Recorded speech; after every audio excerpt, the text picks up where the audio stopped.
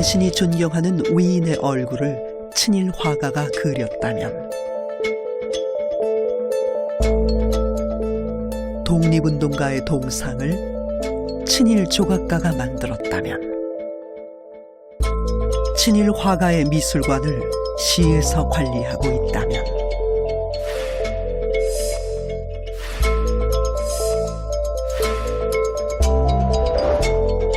당신은 어떻게 하시겠습니까?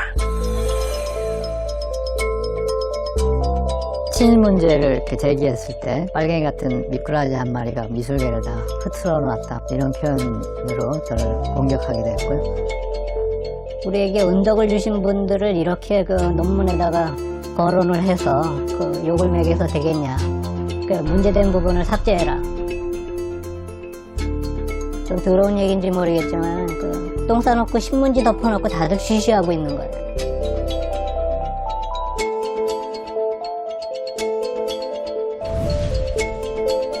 미술계의 친일은 누구도 이야기해서는 안 되는, 그저 과거로 흘러가 버린 지난 일일까요?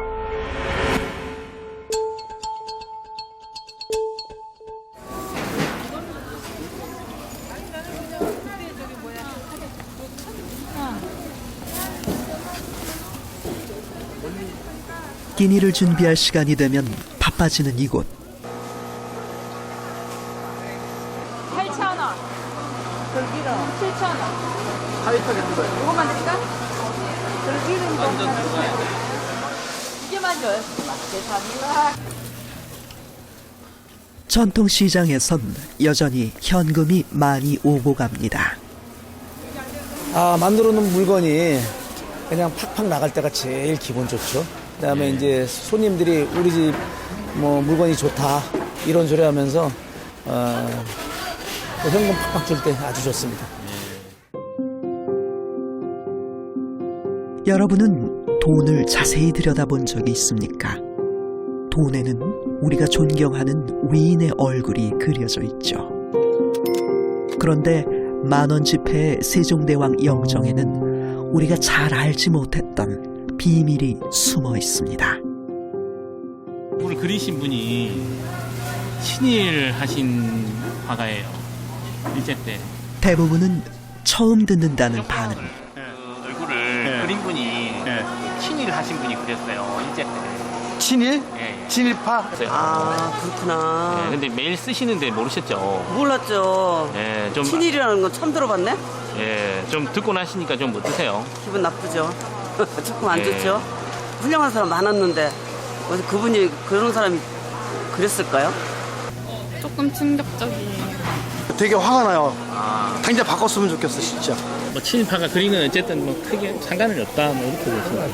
옛날에 친일파지. 지금 일본하고 우리 한국하고 둘이 서로 잘하려고 애를 쓰는데 친일파 이런 거는 옛날 이야기고.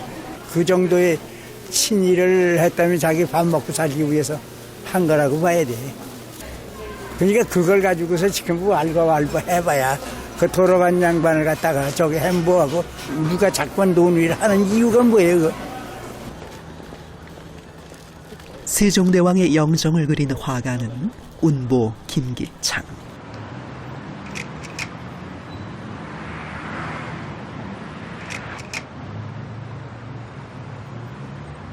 그는 친일 화가입니다. 게다가 화가 본인의 얼굴을 그렸다는 의혹까지 있는 상황.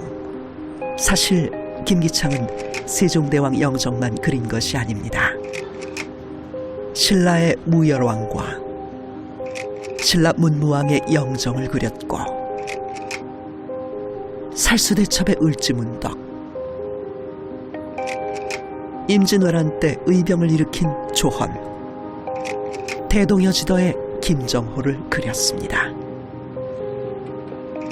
그렇다면 위인의 영정을 그린 친일 화가는 김기창뿐일까? 이당 김은호 역시 친일 화가. 그는 조선시대 학자인 율곡 이이와 그의 어머니인 신사임당의 영정을 그렸습니다. 월전 장우성 역시 친일 화가입니다. 임진왜란 때 활약한 충무공 이순신, 실학을 집대성한 타산 정약용, 고려의 명장 강감찬, 삼국 통일의 김유신, 유학자 정몽주,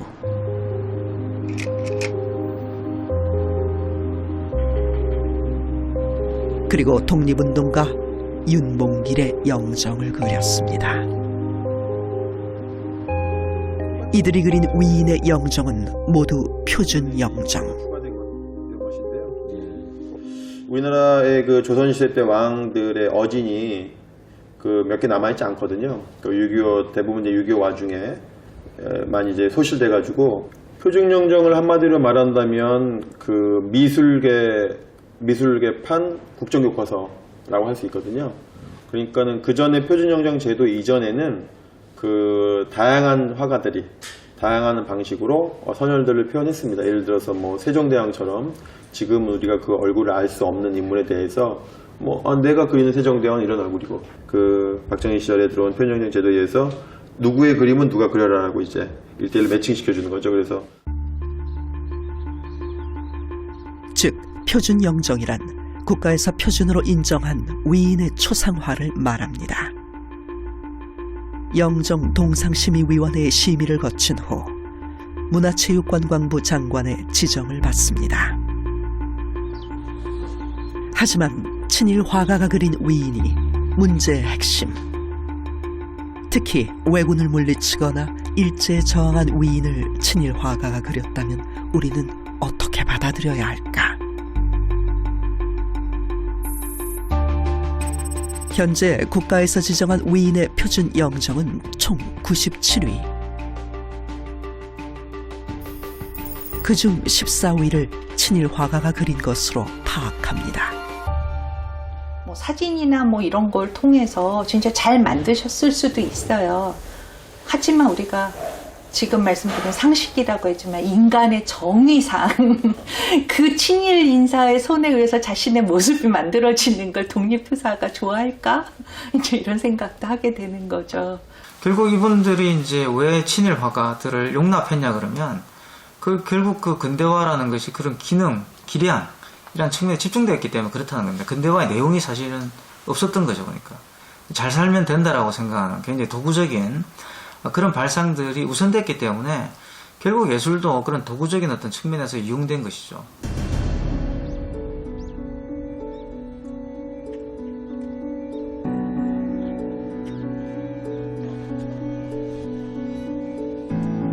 친일 화가들은 해방 이후 행적이 화려합니다.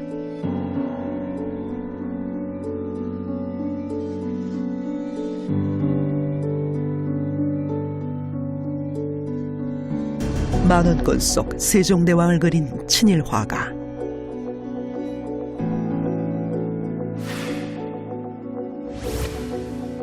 김기창은 국립민속박물관의 미술부장을 지내고 홍익대학교 미술과 교수, 대한민국 미술전람회의 심사위원 등을 역임합니다.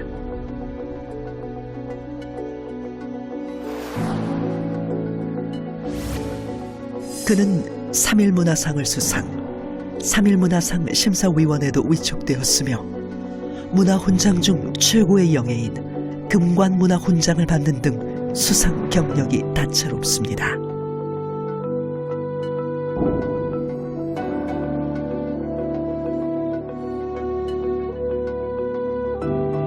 친일 화가 김은호 역시 해방 이후에도 주목받는 화가였습니다.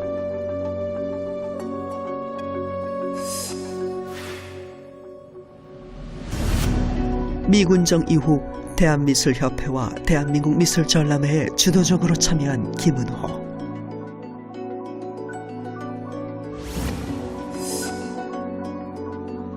(8.15) 해방 17주년 기념문화훈장과 3.1문화상 예술부문 본상 등을 수상합니다.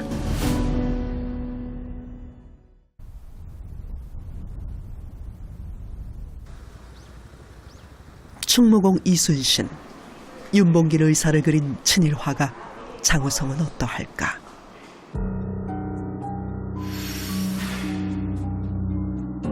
그는 해방 이후 서울대학교 예술학부 미술부 교수, 홍익대학교 미술학부 교수를 비롯 대한민국 미술전람회 심사위원 등을 역임합니다.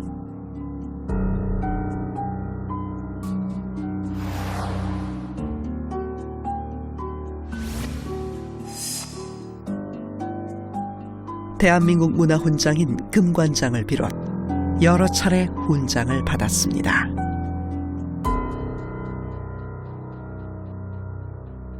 이당 김은호, 운보 김기창, 청전 이상범 이런 그 친일 활동을 했던 그런 분들이 거의 대부분 1960년대 3.1 문화상을 다 받았어요. 3.1 문화상, 예술상을 대부분 다 수상하셨어요.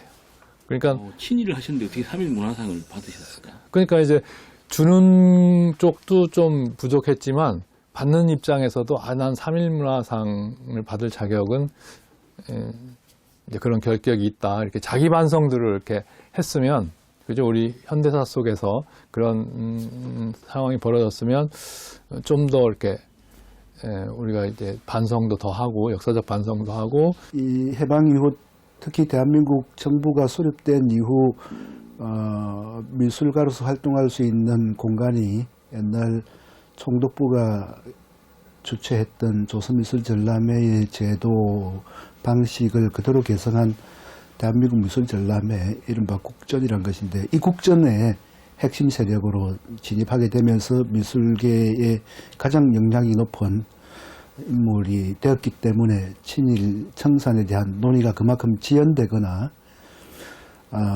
아니면은 묻혔다고 이렇게 볼 수 있겠습니다. 물론 이들이 화가로서 실력이 있었다는 건 부인할 수 없는 명백한 사실입니다.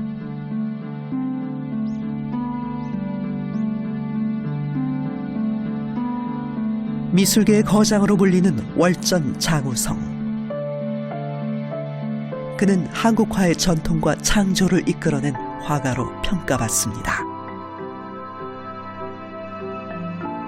특히 시서화에 두루 능하여 현대 화단의 마지막 문인 화가로 손꼽힙니다.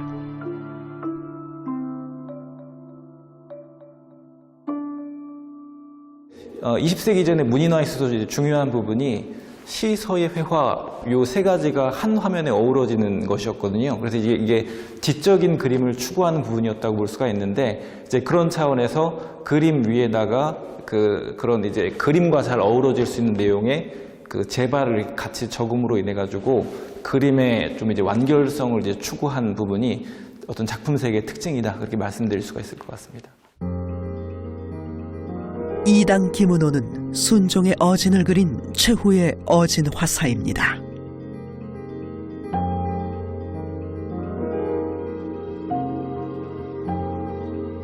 특히 인물화에 특출하였던 근대기 채색 화단의 대표적 화가로 불립니다.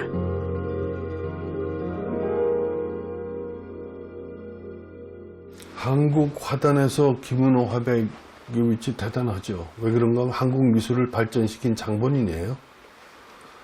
다른 훌륭하신 화가분들도 많이 계신데 우리 선친만큼 제자들을 많이 길렀다든가 이런 분은 안 계세요. 한국화의 지평을 넓힌 천재 화가로 꼽히는 운보 김기창.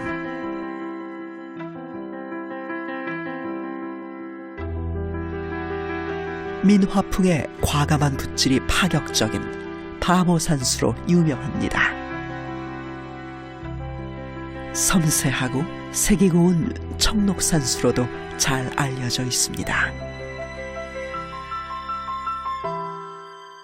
김기창 선생님이야말로 정말 묘사력, 뛰어난 묘사력에다가 작품 구성이라든지, 그리고 그 어렸을 때 그렸던 청년 작가 시절에 그 굉장히 묘사력을 중요해하는 그 데상과 이런 것을 필치에서부터 그림을 그렸던 거에서부터 말년에 걸레 그림까지 무수하게 도전하고 새로운 화풍을 만들고 그러면서 완성해내온, 정말 이 시대에 우리가 어쩔 수 없이 우리 화가들이 피라미드 꼭대기에 있다면 가운데 서 계신 선생님이라고 저는 평가를 합니다.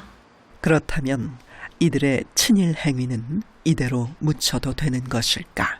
그때 그렇게 반일하고 항일하고 그랬더니 집안만 망하고 교육을 못 받아서 빈민으로 떨어졌는데 친일파들은 잘 먹고 잘 살고 교육도 잘 시켜가지고 부자로 잘 살아. 그러면 나는 앞으로 그런 상황이 됐을 때 어떤 걸 선택할 것인가. 그 부분에 영향을 미친다는 거죠. 반성을 하지 않으면. 그러면 이제 과거가 결국 미래에 영향을 미치는 거죠.